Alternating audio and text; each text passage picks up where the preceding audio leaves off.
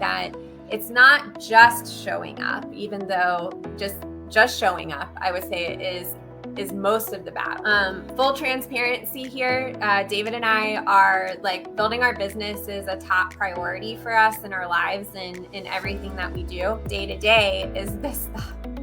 If I don't do this now, if I don't go ahead and do this now, I have to do it later. Similar to yours as well. Like it annoys me not having things checked off and completed at the end of the day.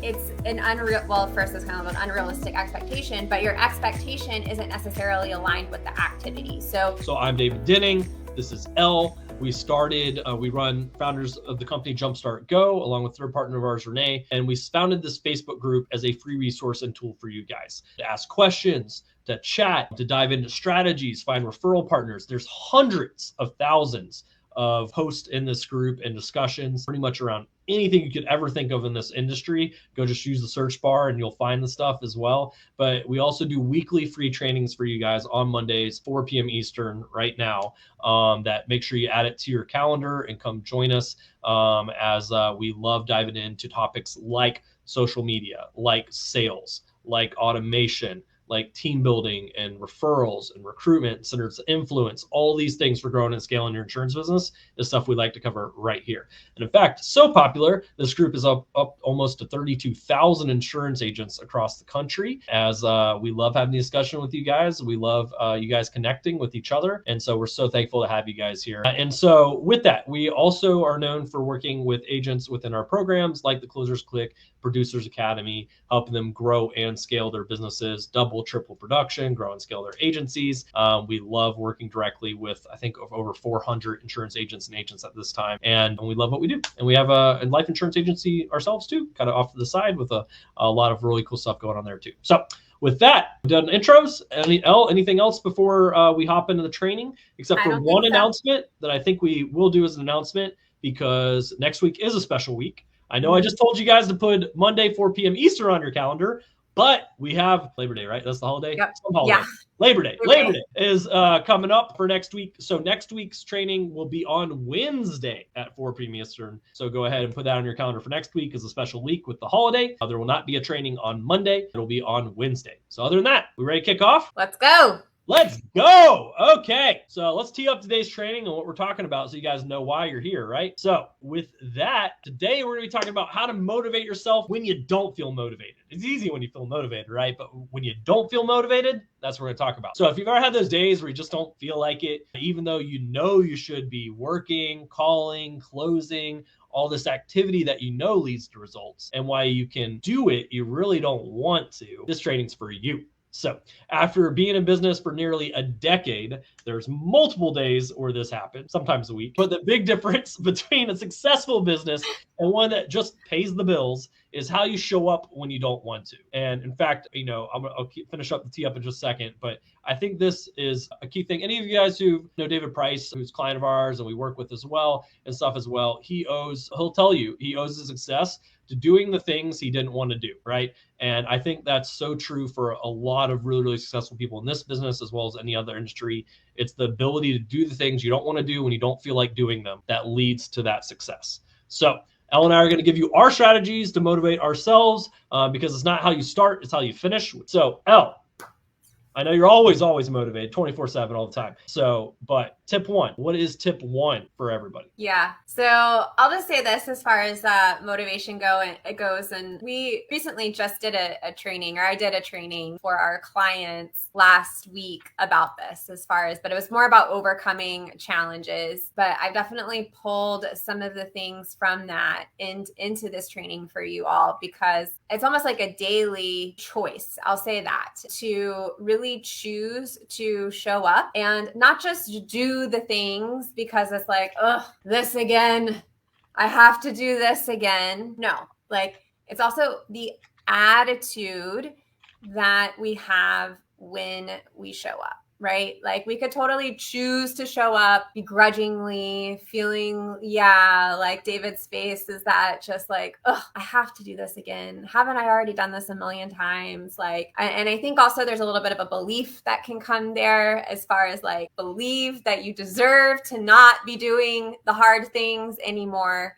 which is kind of a separate thing from this training. But it's true. Attitude is everything. It's not just showing up, even though just showing up, I would say is most of the battle. And we're going to give you some strategies here that David and I have used to not just show up, but really change the way that we think about the work that we're doing. Full transparency here, David and I are like building our business is a top priority for us in our lives and in everything that we do.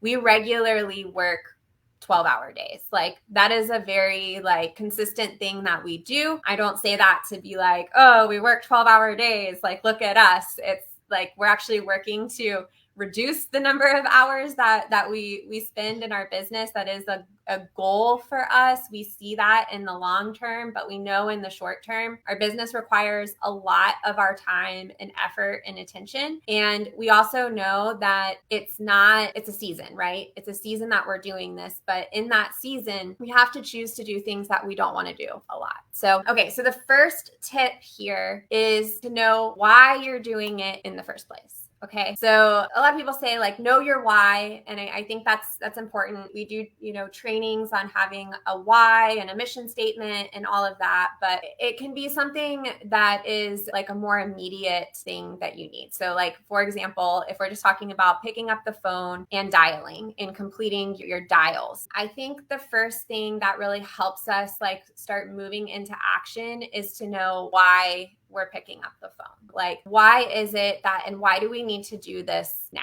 And for me, my why for why I need to do this now is not so much about my big goal, even though my big goal motivates me. Inside of Jumpstart Go, our mission is to help 10,000 insurance agents make 10,000 in commissions inside of their insurance business every single month for an economic impact of $1.2 billion a year. That is our big mission. But that's not really what motivates me necessarily on the day-to-day. The thing that actually motivates me on the day-to-day is this thought. If I don't do this now, if I don't go ahead and do this now, I have to do it later. Because what I've observed about my pattern is that if I don't do it now, I'll just keep putting it off. And I hate that feeling of procrastination. And I don't want that feeling that this thing is just like hanging over me. So when I'm looking at doing things in the business that are a day-to-day thing that I need to do, it's really to eliminate that discomfort of like, okay, I can just take care of this now and stop spending the mental bandwidth to do this. Like I can just go ahead and pick up the phone, start my dials, and get it off my list for the day. Like that's available to me right now. Or I can keep just waiting and waiting and waiting. And then I'm just like sitting with this discomfort of the thing that I know that I need to do. So for me, that is a really big reason why I do. And I take action and I go ahead and do the things that I want to do. I don't know if anybody's ever heard of that.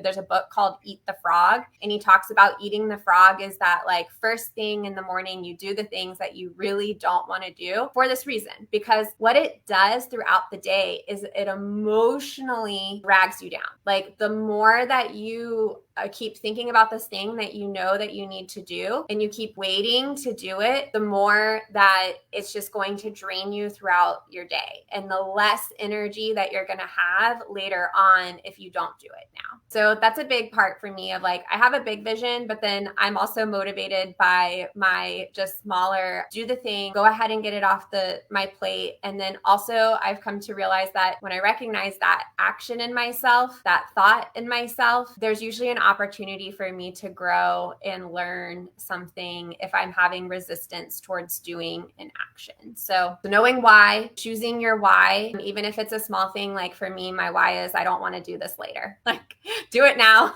so you don't have to do it later. Like that's not some like lofty goal, but for me, it's very motivating. David, what's your why when you don't feel like doing things? Why do you do them anyway? Because I want the end result. And then, I mean, honestly, it's similar to yours as well. well, like annoys me not having things checked off and completed at the end of the day, or not having the things accomplished that I wanted to. So I'm maybe a little OCD in some stuff. Like I do use my email as inbox zero, and I use my email a bit as my to-do list. And I want that thing is cleared out down to even just having one email in there of something that is a ongoing task annoys me versus being able to have that thing cleaned out. Same thing with my to-do list or anything there. Like I want it done so I don't have to think about it. And now I can worry about the next things or the upcoming things or even the long-term initiatives that I want to spend my time and focus on versus the things that I didn't get accomplished or that I pushed off. And if I push it off or I procrastinate and I don't do it, now it's an extra thing on tomorrow's that I'm already now thinking, okay, now I have even more to do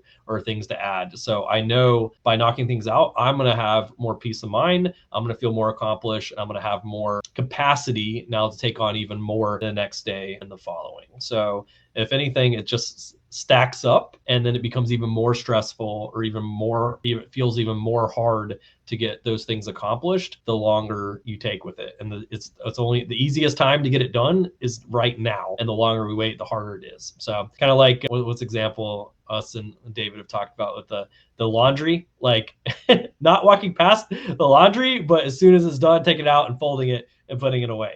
Versus hitting the cycle multiple times. And so I'm sure there's plenty of examples of that in our daily lives. Yeah, you're either building that muscle of like getting things done and checking them off your list, or you're building the muscle of procrastinating. And the more that you build the muscle and the more comfort that you the more that you practice putting things off, the more you're going to continue to do that. So you have to reset that activity to be able to build the muscle of taking the action and motivating yourself to do so.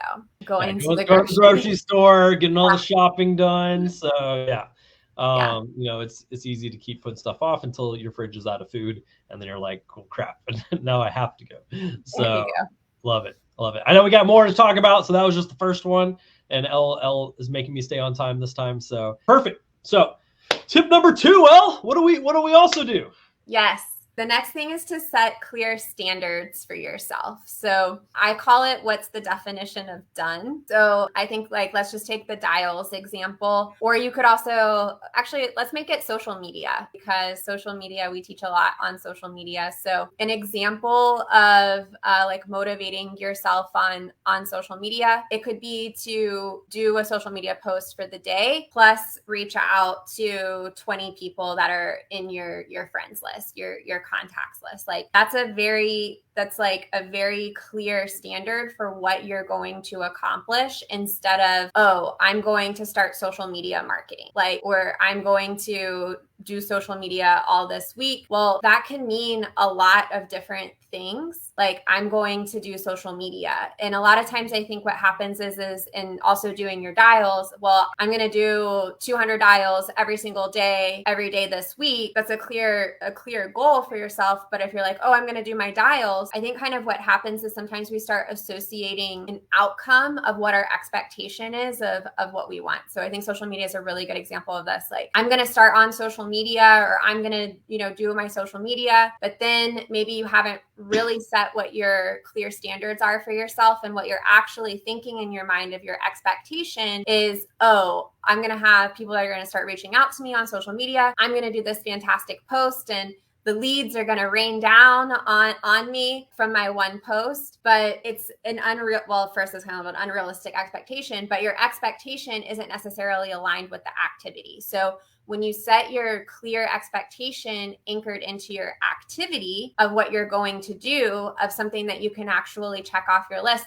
I'm going to make 20 dials over the next hour and a half, versus I'm going to dial today and make a sale. The setting the clear expectations on what you're going to do and giving yourself a time frame helps manage your own expectations for yourself. And then when you hit your 20 dials, whether or not you talked to anybody or made any any sales or presentations. I mean, hopefully you do, but whether or not you do or not, you can reward yourself for the activity that you've put in instead of some sort of expectation that you have in your mind that's an outcome as far as a sale. So I think that that's really important when you're defining your goals of what you're going to do for the day, is that you're setting something very clear. You're giving it what you're actually going to be doing, and then also a time frame. So 20 dials over the next hour, that would be something that's a very clear, measurable goal. And then like for David, who gets his dopamine hit, he can cross that off of his list.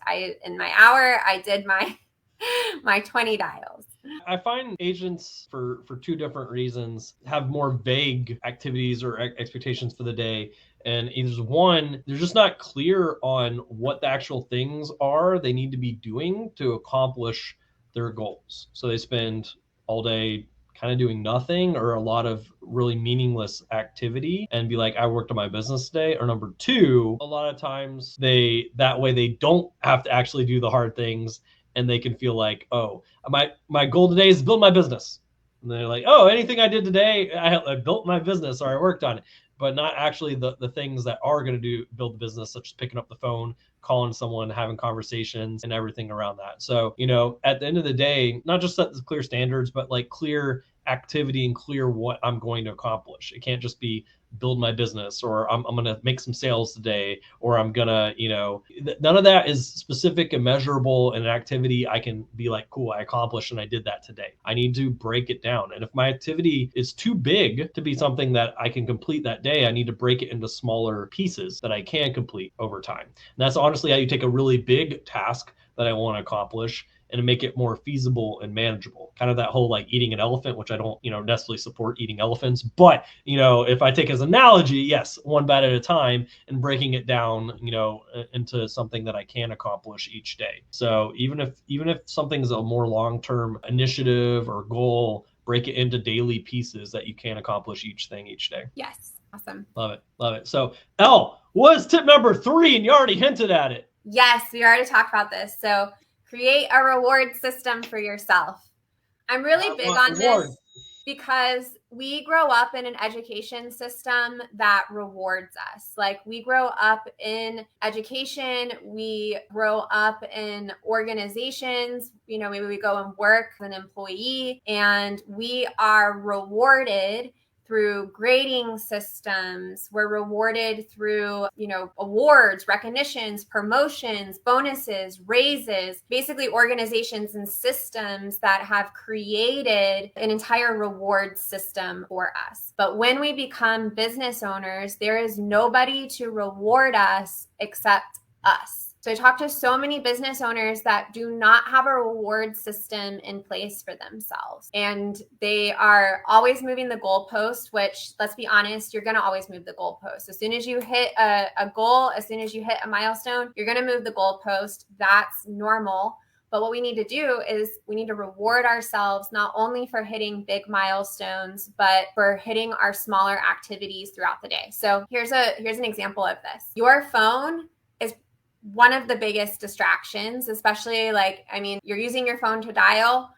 This might be a little bit more challenging, but like your personal cell phone, social media, lots of distractions. They're going to pop up, friends texting you. And so a reward that you can do for yourself is you can't look at your phone. You can't look at social media until you complete your 20 dials. Okay. So that's like a real kind of simple way that you can reward yourself throughout the day, and pay attention to things that you might be using throughout the day to already reward yourself, and think about how you can actually structure it to kind of hit your goals. So also for me is to drink my water throughout my day.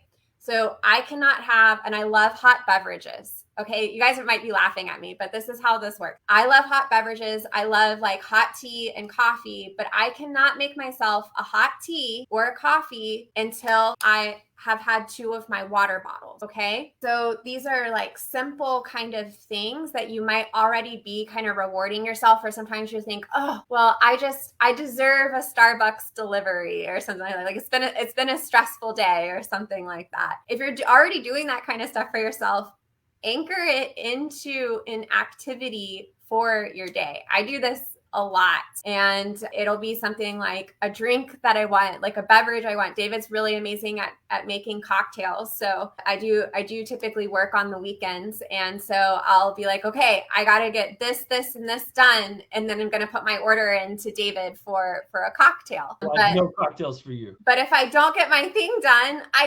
also have to be disciplined. If I don't get my activity done, I don't get my things done that I need to get done, I'm not going to get my reward. Okay. And then, so that's how you can reward yourself daily. But then also think about what those milestones are that you want to hit. Like if you have a monthly goal or a weekly goal, a daily goal, a yearly goal, and create a reward system for yourself. So something that I used to be very bad at was kind of being like a spontaneous buyer off of Amazon. So I would just like go on Amazon and I would buy myself things just because I felt like it. Well, what I started doing was making a list of all of the things that would be my spontaneous buys. And then I started associating them with certain projects or milestones, things that I needed to get done. And based off of how expensive it is, the bigger the milestone is, the longer the project takes me. And so I've got a whole reward system for myself based off of my spontaneous buys of things that I was already buying for myself anyway. But now I've anchored them in, I've connected them to something where I'm rewarding myself. And now I actually feel really good about that thing that would have just been a spontaneous buy in the past. Actually have a much better relationship with that thing because it's connected to work that I did. And I felt like, okay, I did this, I was motivated by this, and now this is my reward for completing this activity. David, I don't know if you're if you quite have a reward system for yourself in the same way, but I know you do reward yourself. So what does that look like for you? I mean, it could be something as simple as like after a, extended period of focused work, taking a second for either social or a game on the phone or something before resuming stuff there is like a reward for getting through that period of focus and high activity. Could be like I have food that I'm supposed to be eating throughout the day, so accomplish certain things, like cool, now I can take a second and I can eat my snacking food. Now the problem is getting too into things and not eating my food, so then I get in trouble. So but same thing, hitting my workout goals and getting enough workouts in, then I can have a meal out or something like that without feeling like I haven't earned it by doing the activity there. So like I like rewards. I've always found rewards to be more motivating than punishments. So I mean, it brings me all the way back to even elementary, middle school, stuff like that. Parents didn't want us forgetting things over the summer. So I remember we had these like workbooks for different school subjects and stuff that we would do during the summer, and you do it, you earn gold stars. If you got enough gold stars, it's like Chuck E. Cheese's or something like that. And so it was very much like, do the things. You better bet I got all the gold stars and all the Chuck E. Cheese visits forever, because that's how my brain works. I'm very much like goal driven and activity driven. So for people that are like that, a system works very well. And I think a lot of us just don't take the time to design it for themselves. Like they don't really take the time to actually like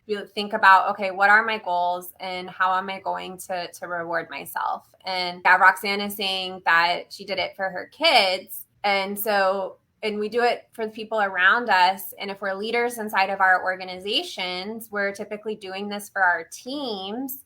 We're designing bonus structures for them. We're creating rewards for them, but we very rarely do it for ourselves in a very intentional way. So we kind of get into this like mode of constantly moving the goalposts on ourselves, not feeling like we're hitting those goals because we're moving that goalpost, and then we're not rewarding ourselves. So when we create the system, we design it for ourselves, and we recognize like we grow up in these systems of rewards. It's just that when you become your own business owner, there's nobody to do it for you now, and you have to do it for yourself. And learning how to do that and practicing that skill is going to help motivate you again when you don't want to do it. So I would actually say this is probably one of the biggest things that helps me. If there's something I really don't want to do, or I just feel very unmotivated about it, I will always reward myself. So I'll say, okay, I get this done. And this is, again, I define what my definition of done is for those things over my period of time. And we're going out to dinner, or we're doing something special. Maybe we're going to go play golf, or, do an activity together, things like that are rewards. Or I'm going to buy something for myself off of my spontaneous buy list. Amazon. Love it. Awesome. So the next one kind of goes along with that a little bit is what's the fourth tip, Elle? Fourth tip is to make it fun.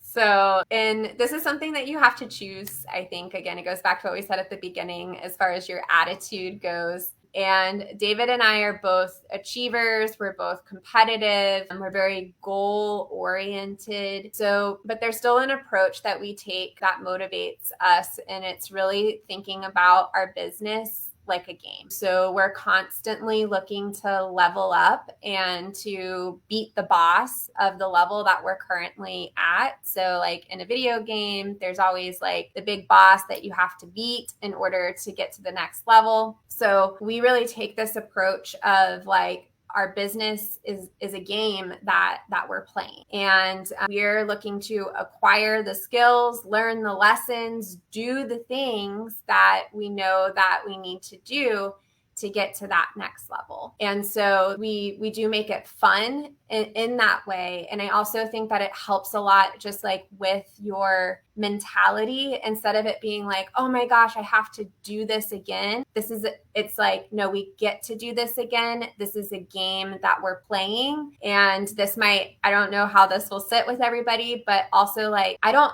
have to do this. Like, I am choosing to do this. I am choosing to play this game. I'm choosing to do this daily. And so that really helps motivate me of like, this isn't something I have to do. This is something that I get to do, that I am choosing to do because it is fun. Leveling up and hitting the goals and hitting the milestones is extremely rewarding for us, especially like because we are very competitive. We do really enjoy achieving and learning and developing our skills. So like every single day, I feel like we walk on the playing field and we get the opportunity to play the game and to be better today than we were yesterday. And that's very exciting for me when I think about our business through that lens. I feel like that's almost how you like have to view this in order to really do this long term. And successfully, is you gotta enjoy what you're doing. You gotta have fun and be able to make it fun, or otherwise it just feels like a job. And at that point, like why try to build something yourself versus just go to a job, go home, work half the time and stuff, and just call it a day, versus building something yourself and for a larger impact, larger opportunity is making it fun. And like even that by itself, just that is fun to me. But if that itself is not fun, is making it fun, like Elle mentioned, for you. And because something that's enjoyable is a lot easier to do and a lot easier to accomplish than something that you just don't like. And sometimes we got to push through the things we don't like by rewarding ourselves or finding a way to make it fun so that we can have fun. So and sometimes that is like, okay, doing dials, okay, whereas most dials wins a certain prize. Or hey, that actually reminds me of a fun sales technique for that we've done with people, and I've had a mentor of ours do with people, especially when they're feeling in either a slump, they got commission breath, stuff like that, is a wheel of misfortune, I think is what it was called. And you spin it, and whatever it lands on is something that you have to do in your next sales call. And whether it's use a Russian accent, somehow use the word diarrhea in that call, or something silly and fun that you're doing with that call, takes the pressure off, makes it fun, makes it kind of enjoyable, and it also adds kind of a unique challenge or whatever. And then especially when people were in slumps, would start seeing them break out of that, and it took their mind off of the like, okay, I gotta find a way to close this, versus, hey, cool, I'm gonna enjoy this and kind of let it go where it goes. So I think that's just an example of how do I make things fun, especially if it's things I don't like doing. But I try to find ways to make everything fun in the business, because the more fun it is, the more fun our team has, the more fun we have, then the more we can accomplish and more we can really do this long term instead of just short sprints. Yeah, absolutely. And I think it's really great to get other people involved. So like sharing with them your goals, and even if it's like, oh well, if I don't hit my goal, then I gotta get a pie in the face or something like that, or so things that you can kind of have fun with, involve family, involve friends, involve your team. And like David said, the wheel of misfortune. So doing things like that, because I think sometimes we just get so serious about so many things. It becomes like this huge weight on us, and it almost becomes debilitating because we're not having fun anymore. We're not enjoying our work. And of course, there's nothing more that's going to suck the motivation and drive out of you is if you're not having fun. So thinking about ways that you can make it fun for yourself. Even David and I, like driving into work, we'll listen to music or be kind of silly. We've had dance parties in our office before. We do these funny things called dragon breaths that look really funny, and we scream really loud, and we'll jump up and down. So things like that are kind of like goofy or silly, but it just like helps your body release and just reminds your brain like everything is good. Everything is okay. We're here. I'm choosing to do this. I'm choosing to play this game, and we're gonna enjoy this process. And so, not being afraid to be a little bit silly, I think, is actually a superpower and a gift. David has that superpower. He really lightens things up. He brings great humor to things. It's something that I've learned a lot from him in this area over the years, for sure. Because he does make work very fun, and he makes business very fun. And that's something that you can teach to the people around you, whether it is your family, your kids, your team members, how to help them move through some of that energy that maybe just feels like, oh, this is hard. This is weighty. This is a lot. Well, if it's feeling like a lot and you're feeling that in your body, it's time to like move around, have some fun, crack a joke, just lighten it up a little bit. And when you can learn that skill to move yourself out of that, it's huge, especially in sales and rejection, hearing a lot of no, being able to shift that energy into something fun and shift your mindset. It's a really valuable skill to have, because so much of your success, again, comes in from that attitude and how you show up. And if you come into it begrudgingly and just like, oh, I don't want to do this, I guarantee you're not going to get the same outcome that if you came in with your energy at its best energy, that high energy, that joyful and grateful energy. Yeah, and if you can make it fun for yourself, team, you can make it fun for your clients too. Yes. To be honest, insurance isn't like the most sexy, fun, thing they wake up looking forward to doing that day. But if we can make it fun and bring that enjoyment, bring that excitement, even if it's just something that we've created for ourselves and what we're doing that we're now bringing to this call with them, we can make it a more enjoyable conversation, experience, and everything with them that they appreciate. I always am trying to make my clients laugh, engage with me, have a good time, and those are sales. I mean, always, because they've enjoyed it. It builds trust, it builds rapport. If someone's able to make you laugh and have a good time, you inherently trust them more. And honestly, it's more fun for you too as an agent having that conversation that way. So right. I love it. All right, David, let's get through tip number 5. Tip number 5, Nike it. Nike it. Yep. Which direction that is, but just do it and don't sue us, Nike. I hinted and alluded this a little bit earlier, but sometimes, yeah, we can do these things and kind of make ourselves like shift our energy, our focus, our enjoyment, make it more fun, have rewards for ourselves.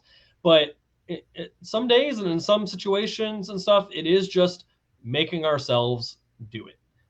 We just honestly don't feel like it. We can make a reward. We can do whatever we want. We still don't feel like doing it. And at the end of the day, it's just doing the activity, and and not waiting, just doing it immediately. And and then the motivation and the excitement, all that stuff will come. Especially like it's starting off building a business and stuff like that is kind of fun because it's something new, something exciting, something I'm making happen. And then you start hitting the challenges, the roadblocks, kind of doing the things each day that it's the activity, leads to the results, but it's not necessarily that fun. And it's that I just got to show up and I just got to do it. I just got to put it in place. I can try to motivate myself and do these things, but at the end of the day, like just doing it and being able to then see the results that come from putting it in place. Now I'm motivated because now I'm seeing results. But at the beginning, I just had to do it. I just had to show up and put that stuff in place and just get it over, get it done. And then the results and all the things that come from doing those things and doing those things consistently is now the motivation. I mean, yeah. Let me know in the comments if you've ever been in a situation like that yourself, whether in the insurance industry, school, anything else, where it's like, I just had to do it, even though I didn't feel like it, couldn't make myself feel like it. I just had to go do the task. And then I got the rewards and I got the motivation. Yeah. And I think that's one of the biggest things where we can go wrong is we wait for inspiration to strike. Like we wait for the motivation, and sometimes the motivation is never going to come. And that's the honest truth. But it will come as we start doing the task. So that I've always found that to be true. Once I get into the work and I start and I get into that flow of doing it, now I'm much more motivated than when I started to finish the task, because now I've started it and now I'm anchored into getting to the completion of it. And getting started, this is like, as much as I'm sure everybody's heard this before, that getting started is the hardest part. If you wait to feel motivated, you're much less likely to actually start. So sometimes you have to force the motivation to happen simply by starting. And then by starting, you will feel more motivated as you continue to work through that. So love it. All right, David. Well, that brings us to the end of our 5 strategies